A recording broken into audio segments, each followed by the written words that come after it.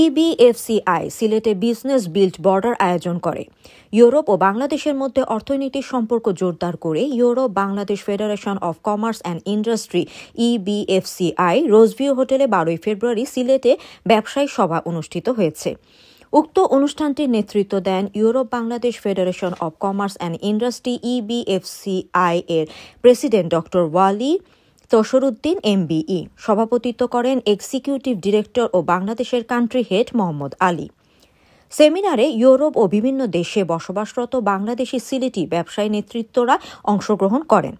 সফলভাবে ব্যবসার লক্ষ্যে ইউরোপ এবং বাংলাদেশ দুই অঞ্চলের মধ্যে অর্থনৈতিক সহযোগিতা, উদ্ভাবন এবং টেকসই উন্নয়নের জন্য ব্যবসায়ী নেতা, নীতি নির্ধারক এবং শিল্প বিশেষজ্ঞদের একত্রিত করেছে। প্রধান অতিথি হিসেবে উপস্থিত ছিলেন বাংলাদেশে নিযুক্ত ইউরোপীয় প্রতিনিধিদের প্রধান ও রাষ্ট্রদূত মাইকেল মিলার বলেন, বাংলাদেশের সঙ্গে বাণিজ্য ও বিনিয়োগ সম্পর্ক জোরদারে ইউরোপীয় ইউনিয়নের প্রতিশ্রুতি পুনর্ব্যক্ত করেন। মিস্টার মিলার বাংলাদেশে ইউরোপীয় বিনিয়োগকারীদের গুরুত্বের উপরও জোর দেন এবং তাদেরকে চ্যাম্পিয়ন হিসেবে অভিহিত করেন, যারা দেশের অভ্যন্তরে বিনিয়োগ সম্প্রসারণ ও প্রচারে মুখ্য ভূমিকা পালন করে। Europe Bangladesh federation of commerce and industry EBFCI এর মূল্যবান অবদান এবং এর চলমান প্রচেষ্টার স্বীকৃতি দেন। মোহাম্মদ আলী তার স্বাগত বক্তব্যে বলেন, বাংলাদেশ এবং বিশেষ করে সিলেটের ব্যবসা ক্ষেত্রে অর্থনৈতিক অগ্রগতি এবং চালনাকারী অংশীদারিত্ব বৃদ্ধির গুরুত্বের উপর তিনি জোর দেন। তার ভাষণে তিনি বলেছিলেন, ইবিএফসিআই আমরা ইউরোপ জুড়ে ব্যবসার প্রতিনিধিত্ব এবং সমর্থন করার চেষ্টা করি। ইভেন্টে বাণিজ্য, টেকসইতা এবং বিনিয়োগের উপর অন্তর্দৃষ্টিপূর্ণ আলোচনার পাশাপাশি ইবিএফসিআই এর প্রতিনিধি দলের বাংলাদেশ সফরের একটি উপস্থাপনা ছিল।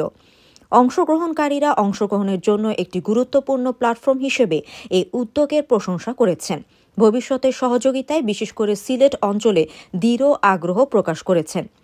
অনুষ্ঠানে আরও উপস্থিত ছিলেন সিলেট উইমেন্স মেডিকেল কলেজের অধ্যক্ষ প্রফেসর ডাক্তার Fazlur Rahim Kayesar, Sylhet metropolitan chamber of commerce and ইন্ডাস্ট্রির পরিচালক Alhaj Mohammad Kaptan Hossain, Sylhet women's medical college হাসপাতাল পরিচালক ব্রিগেডিয়ার জেনারেল অবসরপ্রাপ্ত ডাক্তার GM.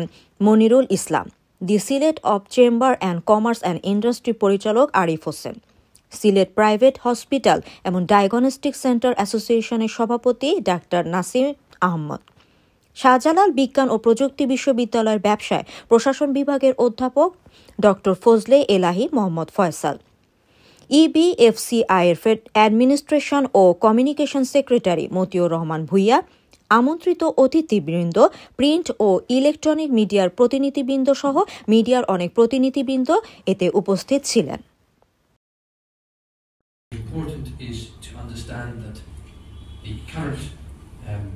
Market access scheme, which you know is everything but arms.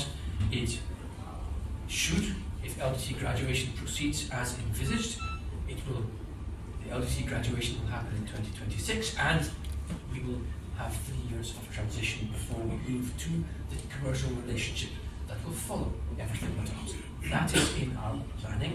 That is on our agenda, and what will follow the everything but arms scheme, and I'm sure you know this too, it will continue to allow free access to the European Union for all of the product codes, CN codes, the HS codes that you export currently. So this will be continuity relationship. However, that is on the proviso that there will be significant improvements when it comes to the way in which Bangladesh ensures good governance, ensures environmental sustainability.